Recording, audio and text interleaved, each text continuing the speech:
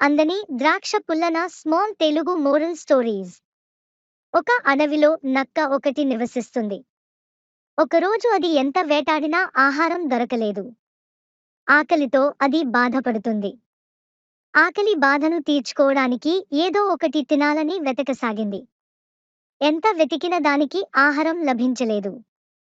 అంతలో దానికి ఒక ద్రాక్ష తోట కనిపించింది. అప్పటివరకు నక్క ఆ ద్రాక్ష తోటను ఎన్నడూ చూడలేదు. అక్కడి వాతావరణం దానికి బాగా నచ్చింది. ఆ ద్రాక్షపళ్ళు చాలా ఎత్తుగా ఉండటంతో నక్కకు అందలేదు.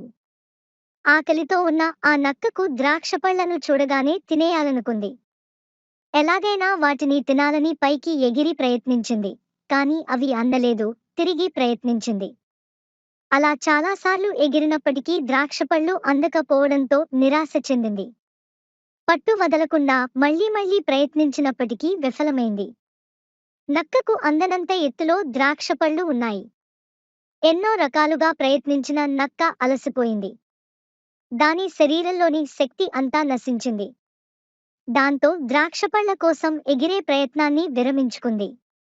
అయితే ద్రాక్షపళ్ళు తినాలనే దాని ఆశ మాత్రం చావలేదు.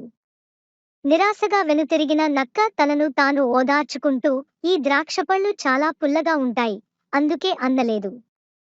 ఇకపై వాటి వైపు కన్నెత్తి కూడా చూడకూడదు అని తనను తాను సమర్థించుకుంది. మోరల్: మనకు అందని దాన్ని గురించి చెడుగా చెప్పడం చాలా సులభం.